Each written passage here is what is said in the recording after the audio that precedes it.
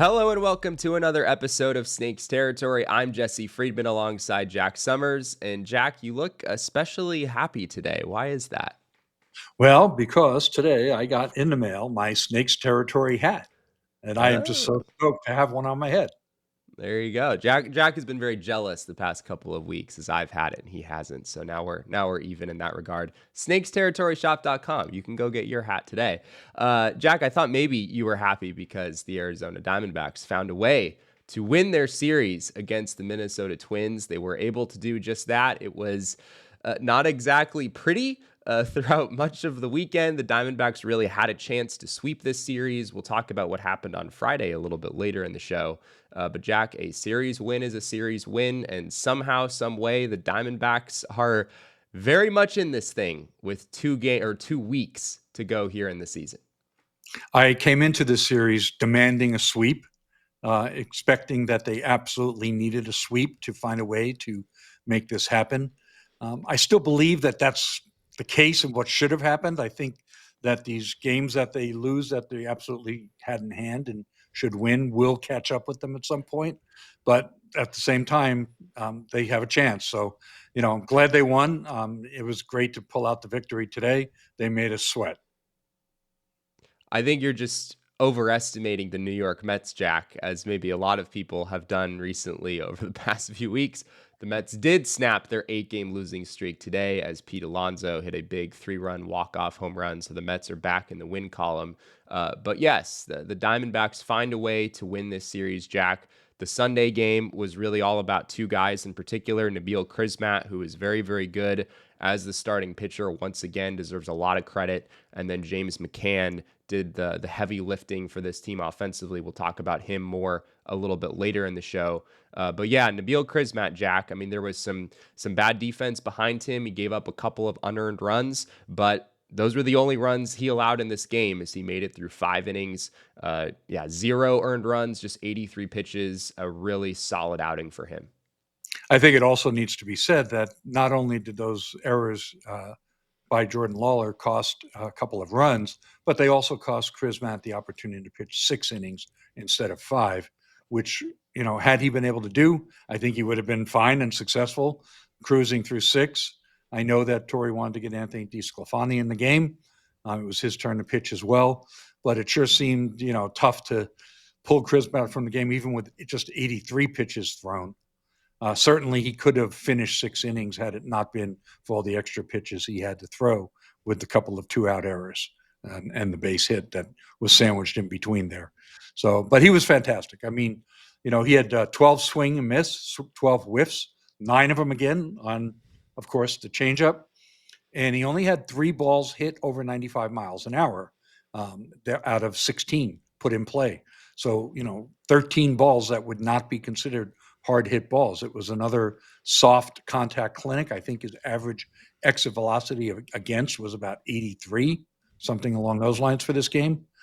So that's a really, good number to post. I mean, it was just another clinic, another pitching clinic from Nabil Crismatt. Fantastic stuff. Crismatt is reminding me right now, Jack, of like the good version of Zach Davies, which I know some people might not really remember the good version of Zach Davies because obviously 2023 was really rough for him. But in 2022, Davies had a pretty decent year for the Diamondbacks, an ERA right around 4 in 27 starts. And he did it because he just had a really nasty changeup.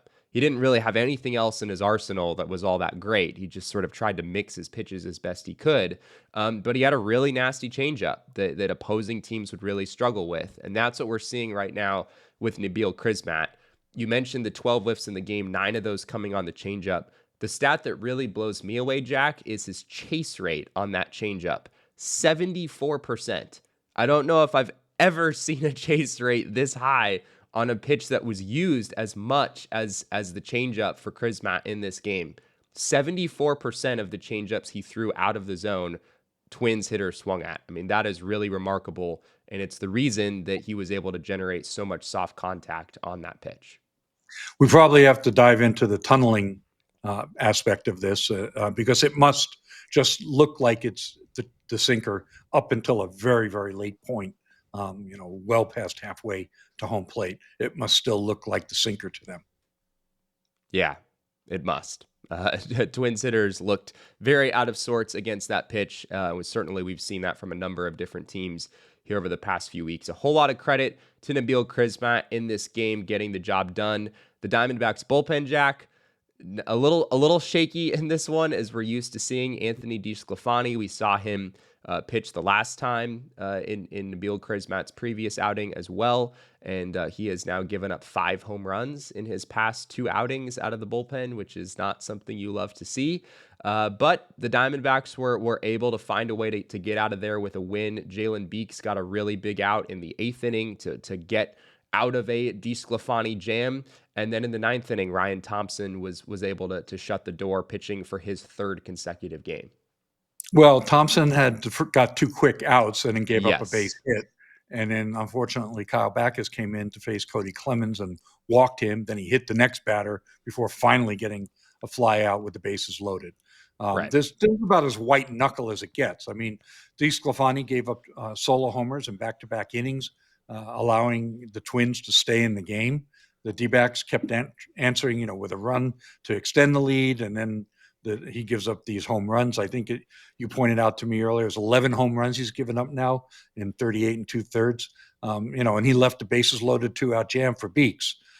Look, this DeSclafani had some good moments this year, and some pretty good outings, and he's fighting his way back from a thumb injury. It's always hard to kind of, go down on the IL and come back and get back in a rhythm. And now he's not starting. He's doing relief work again.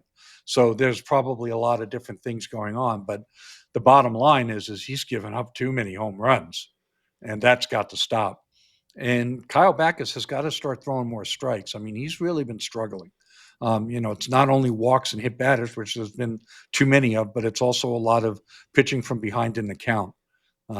He's just not had his control and command and been far less reliable than he was the first 3-4 weeks he came up. He continues to run some seriously lopsided splits, a 139 opponent batting average against lefties this year compared to a 367 mark against righties. And yes, he has been effective against lefties for the most part, but when his command is as shaky as it's been lately, you're starting to walk those guys or put those guys on via hit by pitch, then it's tough for him to really be productive out there. So tough outing here for Kyle Backus. But as you said, somehow, some way, the Diamondbacks able to escape with a win on Sunday. An interesting weekend for them all the way around in Minnesota. All of these games were very eventful, and it has landed us, Jack, in this position in the NL wildcard standings with 2 weeks remaining in the season.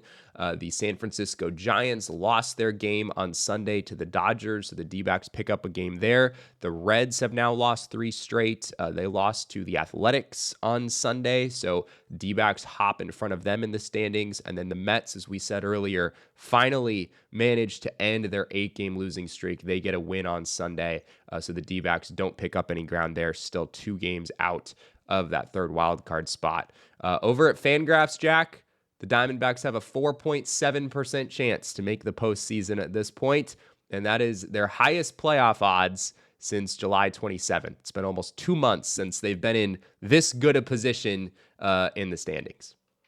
Yep, that magic number that I always cite is down to 11. So remember that even though the D-backs did not lose a game or any ground in the standings to the Mets today, they lost a game off their magic number. So that 11 means any combination of Mets wins and D-backs losses that totals 11 means the D-backs can't catch the Mets. Their magic number behind the Giants is 13, by the way. Yeah. Certainly be keeping an eye on those numbers here as the days go on. I guess it's also worth diving into the tiebreaker situations here, Jack. So the Diamondbacks tiebreaker with San Francisco will be determined by their next series here over the next few days. So that series has all kinds of huge implications for them. The D-backs already have lost the tiebreaker against the Cincinnati Reds. And then the Mets, I need to pull this up, Jack. If I'm remembering right, there's a tie between the Diamondbacks and the Mets right now. They're tied head-to-head, but the second tiebreaker, the D-backs have the advantage because they have the better divisional record. But that could easily change because the D-backs have so many tough divisional games coming up against the Giants, Dodgers, and Padres, while the Mets have divisional games left against the Nationals and the Marlins. But the Mets, I think, are 20, 23 and 23 inside their division. And the D-backs are 2 games over 500, I think, 2 or 3.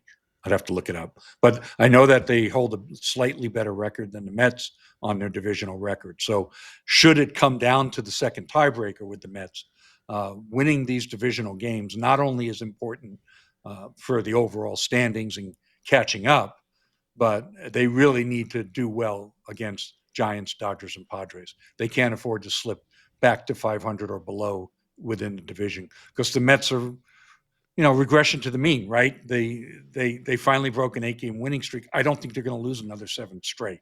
I don't think they're going to lose 15 out of 16. So you have to count on the Mets starting to win a few more games here than they have been. And likely a good chunk of that is going to come within the division against the Marlins and Nationals.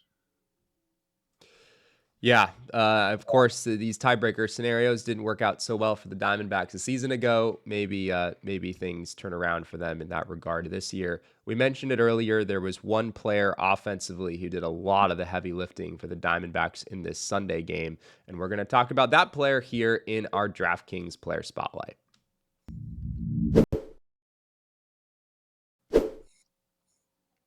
Well, Jack, James McCann has not necessarily been the model of consistency in his Diamondbacks career. There have been some high highs and some low lows in his short tenure in the organization, but he was enormous for the Diamondbacks in this essentially must-win Sunday game. He had a big 3-run home run that turned a 2-1 deficit into a 4-2 lead, and then he also drove in a run with an RBI single earlier in the game as well. Given that McCann is the Diamondbacks' backup catcher right now, he's giving you a lot of production from that position. I think there was a lot of angst over the fact that Gabby, who's been red hot, hitting 382 in September, wasn't in the lineup. Of course, day game after night, almost every starting catcher sits on Sunday, it seems like, unless they happen to have sat already on Saturday. So this is pretty normal. And it was nice for the D-backs, obviously, to get the production that they got from him. He hit 375 with over 1,000 OPS in his first dozen games with the Diamondbacks. And then in his next 22 games, he hit 180 with, very little power to go with it as well. And now all of a sudden he pops out with this game. So that was huge for them. They really needed that. He needed that. And his WRC plus on the season is now 110. I mean, you have a backup catcher who's been 10% above league average. I was somewhat skeptical that he would put up that kind of a production number when the team first got him. I wasn't overly enthusiastic about the signing, quite frankly. I'm going to just say it. If anyone that actually remembers back in time or cares to go back and pull up our earlier shows could see that. So I can't hide from the evidence. But the fact is that overall, he's outperformed expectations. And the other thing is he's really become, very much a vocal clubhouse leader. He had some great comments today post game, just talking about how every guy in the clubhouse believes. He's a very good spokesman. He expresses himself very well, as many catchers do. And I think that it's really important that the team has a guy like that in that clubhouse helping the younger players. This brings me back, Jack, to a decision that the Diamondbacks had to make not long ago, a decision we discussed on this show. What do you do once you get, I think it was Gabriel Moreno coming off the IL at that point. The D-backs had to decide what to do with all the catchers that they had. And we were sort of on the fence. At least I remember saying, I understand if the Diamondbacks move on from James McCann because, Jose Herrera, you'd risk losing him from the organization entirely, whereas McCann is not going to be a factor for the team in 2026. He's a free agent at the end of the season. In retrospect, I think the Diamondbacks clearly made the right decision there, right? I mean, they were able to keep Jose Herrera in the organization. They DFA'd him, but he's still in the organization. And James McCann has continued to be a positive contributor for them at the big league level. Yeah, I mean, I had concerns as well about whether Herrera would clear waivers And if he didn't, who would be your next backup catcher? And clearly, in retrospect, those concerns were unfounded. He easily cleared waivers, apparently. And at the same time, there are other options. So the team made the right call here. I think when we talk about player development, there may also be the aspect of McCann helping develop other players. Yeah. From a development standpoint, maybe keeping the veteran catcher was a good thing beyond the production that he's capable of giving. Well, if you've never bet on baseball before or on football, given the time of year that we are now in, it is easy with our friends over at the DraftKings Sportsbook app. The NFL season is rolling, and every touchdown can bring you closer to a payout with DraftKings Sportsbook, an official sports betting partner of the NFL. We're going to stick to what we know here, Jack, which of course is the sport of baseball. And I know our pick for today is sort of a fun one. Well, as our listeners know, I like to play around with long shots. And here's the ultimate one. I noticed today that the Diamondbacks were 25,000 plus 25,000 to win the National League pennant. Now, obviously, the odds of the Diamondbacks getting into the playoffs and then actually advancing are quite remote. But at the same time, a $1 bet would net you $250. A $10 bet would give you $2,500, and a $100 bet would get you to $25,000, which is, it's not the craziest thing in the world to say, all right, it's like, think of it like a lottery ticket. Well, obviously you're not going to make billions, but I think the odds are somewhat better than winning the lottery. So if you like long shots, this is the one I would take a look at, simply because it could be a lot of fun to hold that ticket just in case. I remember way back in the day, I had purchased a very much a long shot ticket for the Diamondbacks to get to the World Series, to win the NL pennant. This was back in 2007. And they almost made it. I mean, had they not gotten swept by the Rockies, they'd have been against the Red Sox in the World Series that year. And I think I put in $100, and I would have made like 40 grand or something. It was like 400 to 1. So I got a lot of enjoyment holding on to that $100 ticket, even though I didn't quite win. It was exciting. Yeah, and I mean, back in 2007, 40 grand that was a seriously lot of money.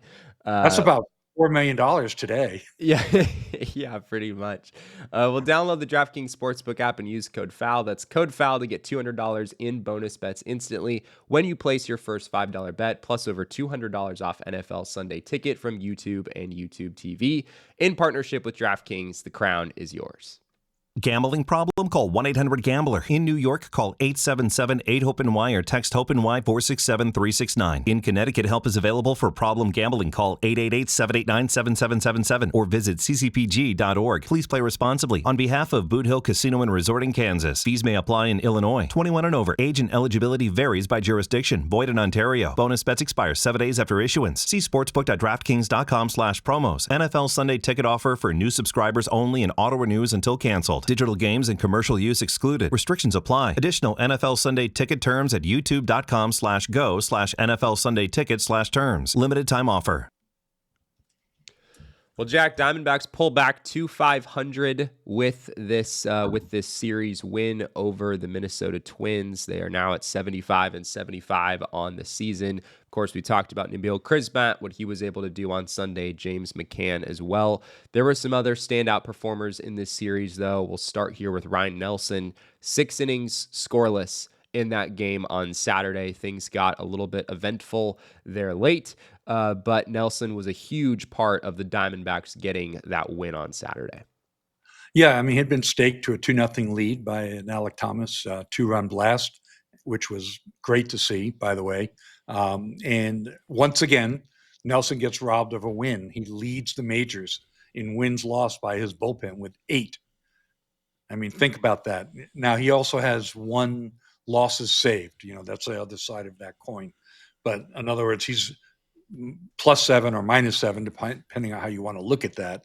Basically, in games that he left the game with the lead, the team blew that lead 8 times. And only 1 time did he leave the game in line for the loss, where the team came back and took the lead. So, I mean, and got him off the hook. So I think that it's pretty safe to say that, adding 5 or 6 or 7 wins to Ryan Nelson's win total is a very reasonable extrapolation to make if you're into wins and losses as part of your evaluation of pitchers. Personally, I'm not overly focused on that. The only thing that wins and losses do tell me is that the pitcher did pitch long enough into games to be the pitcher of record, and he got the necessary run and bullpen support. That's generally what modern day win totals tell you. It's not the 1970s when everybody was going 8 or 9 innings, and those win totals meant that that guy was representative of how well he pitched. I think regardless of how this 2025 season ends, one of my biggest takeaways from this season is going to be Ryan Nelson and the fact that he clearly belongs in a big league rotation. He might be the best starter in this organization, at least given what the team has right now. I guess a healthy Corbin Burns, maybe you'd still prefer over Ryan Nelson. But beyond that, I mean, he has been really, really good since the Diamondbacks gave him a chance in a rotation again. I mean, a 3.34 ERA for the year now, a 212 opponent batting average, a 1.06 whip. He's been just a huge part of the fact the Diamondbacks are even in this thing at all here with a couple weeks to go in the season. So another really positive outing there for Ryan Nelson. Another player who, did you want to add something there? Yeah, I got a text message today from another writer who is, they ask the writers every year to vote on Diamondbacks MVP and Rookie of the Year and Cy Young and the Good Guy Award. So I answered that my opinion was that Nelson was the team's Cy Young. He was the best pitcher on the Diamondbacks. He was the Diamondbacks Cy Young. That award probably would have gone to Merrill Kelly if Merrill Kelly had stayed, maybe. But they're pretty equal in production for this team as far as ERA and WAR and whatever other numbers you want to look at, fairly even. So it could have gone either way, depending on how the season ends out.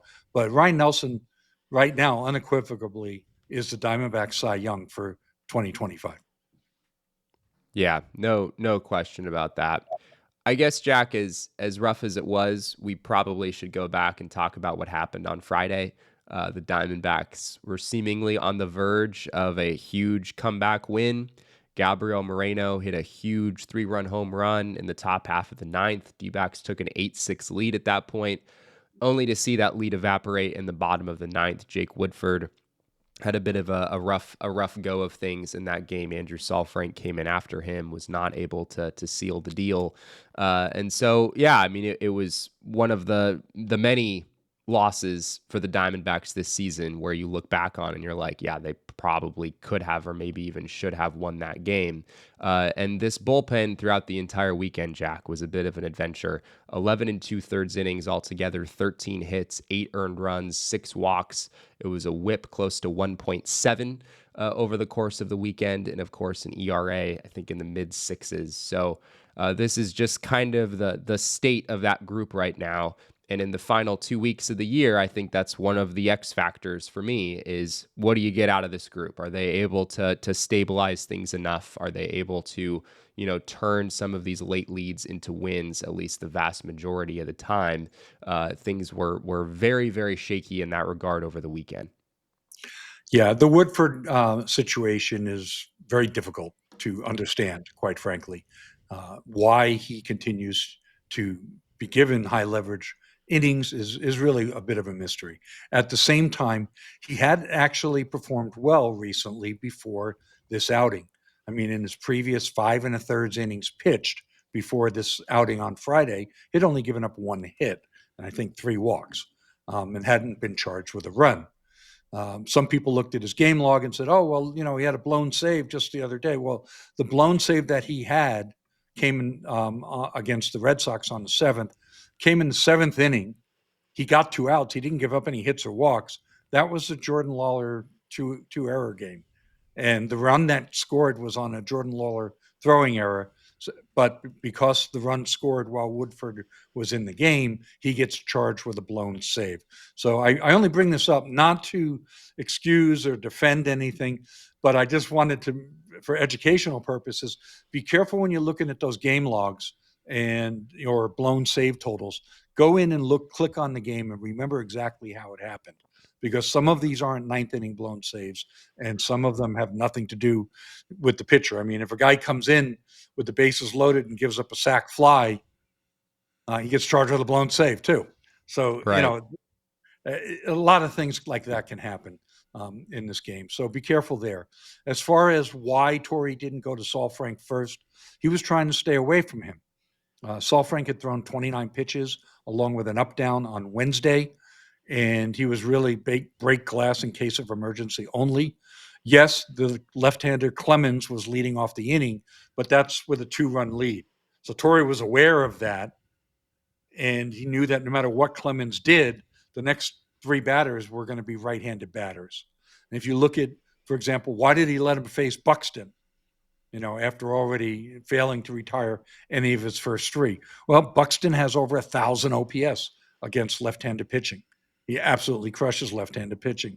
So, yes, you have a lefty Saul Frank that might even be the better option than Woodford at that point, but they're trying to stay away from him.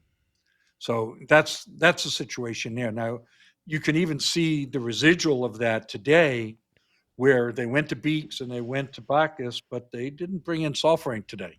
I don't know if anybody noticed that. And, usually we don't talk about this stuff because there's always guys that are hurt and have this ice pack here on the shoulder, on the elbow, on the knee, on the thigh, or, have a stim machine on their back. I mean, we see this all the time walking around in that locker room. These guys are always sore. Something's always hurting on all of them. And, we get to see them with their shirts off and in their shorts. And you see all the black and blue bruises from balls fouled off their feet or fouled off their leg. Saul Frank's hurting. I mean, like he's sore for sure. And he was in that caution zone and he didn't pitch today. And every time I see him in the clubhouse, he's got an ice pack on him. So, everybody needs to kind of dial down. We don't know what we don't know. And every time I bring this up, I get accused of being a Tory apologist. And I'm not.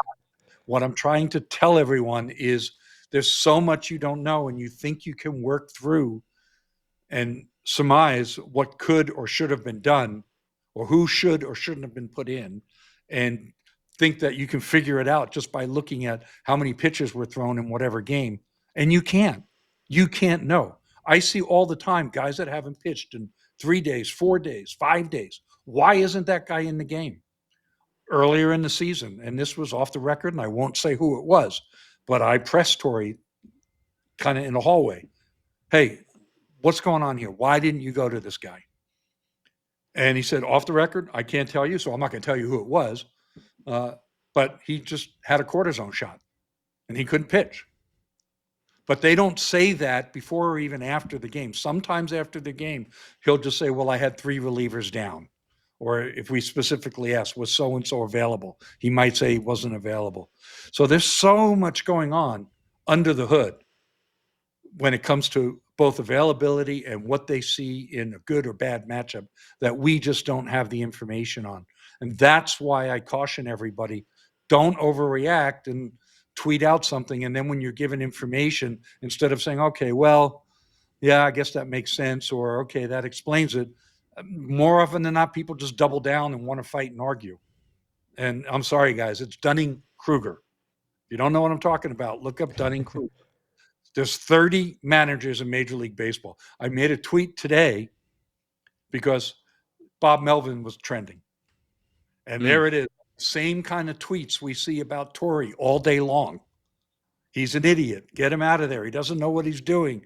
How, bah, bah, bah, bah, bah. Just like, and they're not all, randos with 106 followers, right? I mean, we don't know what we don't know. These are decades long baseball men, and nobody ever wants to put the good moves into the ledger. They think that they can add it up, and they think that they have evidence, but you don't know. I think one thing we can say with some confidence, Jack, is it is probably not ideal to have Jake Woodford as a high leverage relief pitcher on this team.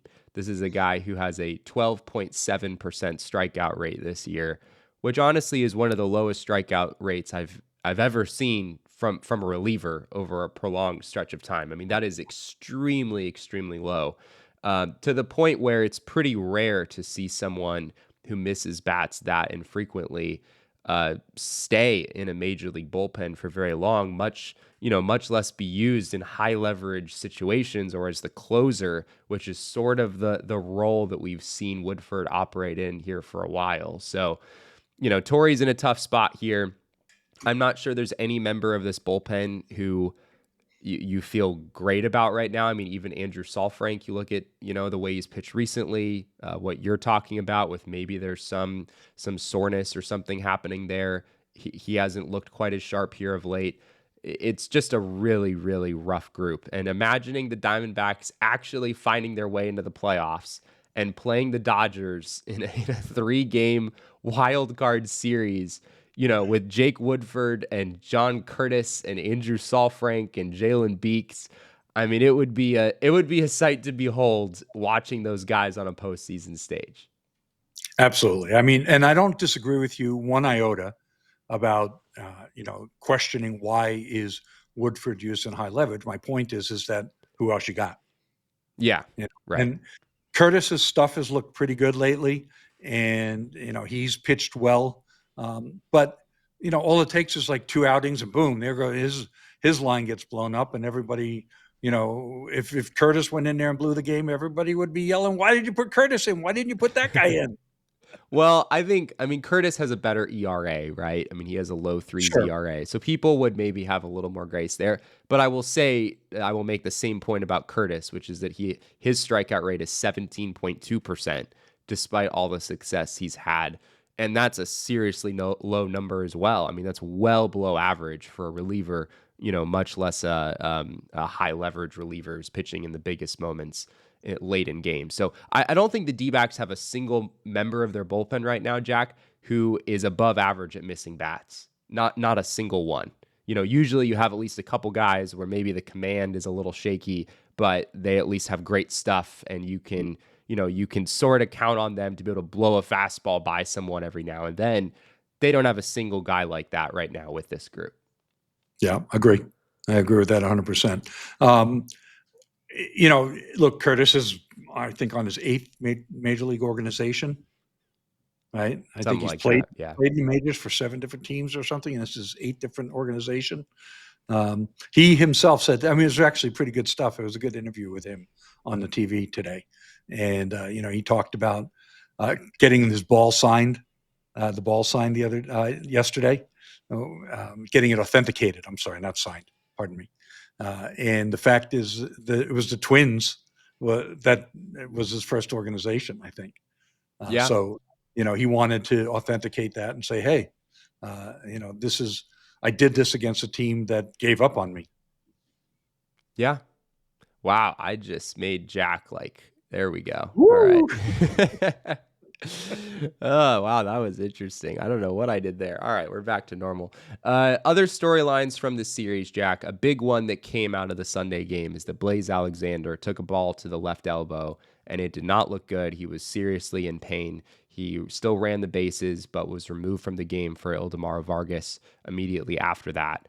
It's being called a contusion right now, so you feel okay about that, but as we've often seen this year, that initial X-ray only tells you so much, and he's being called day to day right now.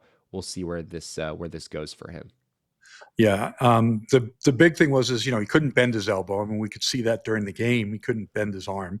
He went down to first base. He ran around the bases, holding his arm at the side, and even post game, he still was not able to bend the elbow. Do you have that picture, by the way? Yeah. So this was posted by Steve Gilbert on X. And, if you zoom up there, you can actually see the ball threads on his elbow there. And he still wasn't able to bend that. So, we'll see where that goes tomorrow. As of right now, he's day to day. He'll be getting more imaging tomorrow. There was some pretty funny comments about it on Twitter. Let's see if I can find one. Actually, I think it would be fun to read it. I can't find it. Anyway, I think that he made, typical Blaze. Oh, here we go. Blaze Alexander had a fluoroscopy, which is a type of X-ray, but his D-backs teammates told him that his horoscope came back negative. Yeah, that's classic. That's classic Blaze stuff there. You gotta love that. Well, we are going to hit a quick ad break here. We've got more to talk about with this series, as well as maybe some more info here on Blaze Alexander, as well as some talk about Jordan Lawlar, some of the issues he's had defensively. So don't go away. We'll be back right after this break. FT fam, let's talk about Fair Harbor. And if you're listening, I hope that you watch this conversation at some point, because we're doing show and tell, Kratz. Shorts, they can be used as a bathing suit. And the liner, which we call butter, is the game breaker. It's the playmaker, because it's different. You've worn shorts that are not like this, and the liner sucks. They are buttery on your butt. I just came up with something for them. Your liner sucks. Get Fair Harbor liner. Seriously, give it a shot. I'm not just saying this. The butter analogy plays. And FT fam, we're hooking you up. So head over to fairharborclothing.com/foul20. Yes, that's FOUL 20 for 20% off your order. Once again, that's fairharborclothing.com/FOUL20 for 20% off. And make sure you use that promo code FOUL20. Well, Jack, we certainly hope the best for Blaze Alexander, but given what we've heard so far, it doesn't sound like the book is necessarily closed here. We're going to see how this progresses for Blaze here over the next few days. D-backs are just calling him day to day right now. You and I were talking before we hopped on the air here about what would a roster move look like if, God forbid, Blaze did have to go on the IL, which, at that point is just about taking into the end of the season. Who would the D-backs want to call up? And there's a particular young player in AAA whose name came up. Yeah, I looked at Tommy Troy, of course. I think everybody else would too, that's even remotely aware of our minor league system. Troy has hit well, 308 with an 849 OPS coming into today. However, it is the PCL. And so, as Jesse pointed out to me pregame, that's just barely above league average for the PCL. He's been getting reps in center field, but he's, of course, been playing mostly second base. And at this point, I don't know if they would bring up Troy and start his clock early. But if Blaze, God forbid, does need an IL stint, they're going to need another infielder. So, I would just go with the guy that I think is the best player. They could go to Andy Weber. They could go to Sergio Alcantara. Either way, you're going to have to make a 40-man roster move, no matter what you do there. So, that's something that they certainly want to avoid. But right now, if Blaze does need to go on the IL, that means you probably are starting Jordan Lawlar at third base. And, they DH'd him 2 games in a row and then removed him for defensive purposes in today's game. After he made 2 more errors. So, I don't know where they're going to go, but who would have thought heading into, the All-Star break that losing Blaze Alexander the last 2 weeks of the season potentially would be a disaster for this team. It may be the last straw of injuries they can't overcome. But that's where it's at. Blaze came into today with 2 WAR. 2 Baseball Reference WAR. It's a little lower over at Fangraphs. I think it's like 1 point something, 1.4, 1.5. But, he came into today with 2 Baseball Reference WAR and plus 11 defensive runs saved. No matter where they put him, he's just been, fantastic defensively. And that's in, I think it's 63 games played after today. So that's really remarkable to be at 2 WAR in that small of a sample size. Certainly, we don't expect Blaze Alexander to go on the IL. Again, the update right now is that he's just day-to-day. He said that if he can bend his elbow tomorrow, then he will play. We'll see if that winds up actually being the case. I think it would be quite funny, Jack, if the Diamondbacks brought Sergio Alcantara back up to the majors, having both Ildemaro Vargas and Sergio Alcantara on the major league roster at the same time. These are like the two D-backs utility player darlings of the last decade, and it would just feel right. It would feel very poetic for both of them to be starting games together potentially. Torrey would be beside himself with joy having both those guys on the roster at the same time. That's an inside joke. Torrey kind of loves utility guys because he was one himself. Yeah, right, absolutely. But you did touch on it briefly there, Jack. Our final topic here: Jordan Lawlar really struggled defensively in the game on Sunday. Back-to-back errors that cost the D-backs 2 runs, might have cost Nabil Crismatt an inning, as you discussed earlier. They were really significant, Jack. And unfortunately for Lawlar, for a while there, we were saying the bat hasn't come around, but the defense looks great. And now the bat is starting to come around, but the defense has almost approached liability sort of territory. I mean, this is a guy who's now made 7 errors this season in 112 innings of defense. I mean, 112 innings, that's about 12 full games worth, or 12 or 13 games worth roughly of defense. And you're talking about 7 errors in that span of time. I mean, that's a concerning trend for sure. Yeah, I've seen a lot of parallels or attempted parallels being drawn to Blaze's early struggles defensively. The truth is Blaze made 3 errors in about a 5-game span, 3 errors in his first 7 games played. And then he only made 3 in his next 37 games. Yeah. So he made 6 all year, and he really did turn it around defensively for the most part. Actually, last year, Blaze, had he been hitting, would not have been optioned. He was slumping at the plate quite badly for quite a long time. And some of that was due to reduced playing time because of the early defensive woes. And Kevin Newman took over most of the playing time at shortstop. But be that as it may, Lawlar, 7 errors and 112, this is a different level. He looks like a player to me that has the yips. Yeah.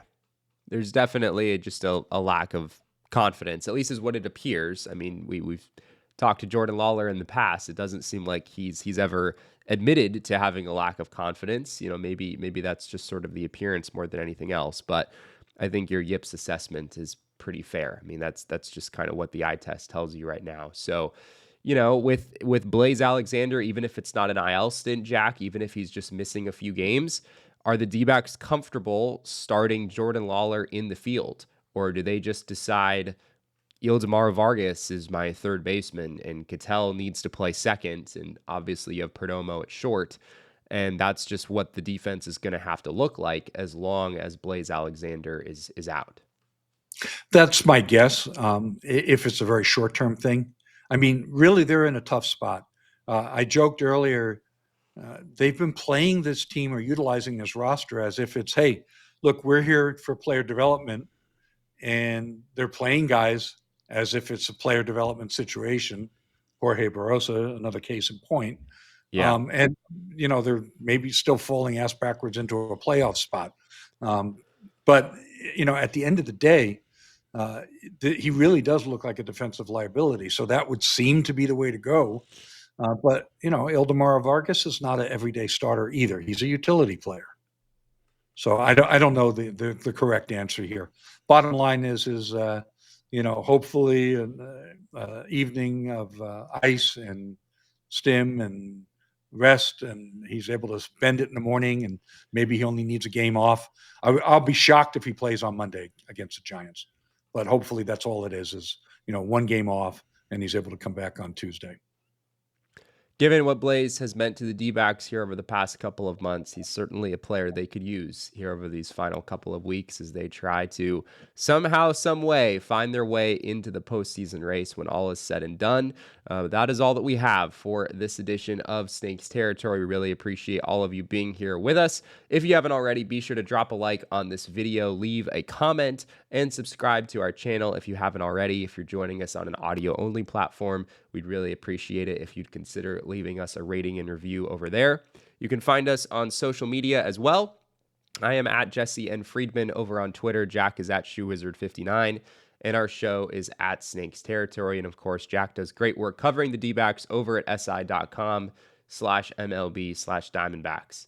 Well, hopefully you're not too sick and tired of us after listening to this show, because after we finish recording this one, we're about to record another one. So this one dropping, of course, here on Sunday night. Maybe you're not getting to it until Monday, but we'll have another show coming on Monday morning as well. That'll be our mailbag episode. Really appreciate everyone who has submitted questions. So we're looking forward to diving into that here shortly. So you're getting 2 episodes of Snakes Territory in very, very close proximity. Jack, it should be a fun time diving into all these questions. Let's go. There we go.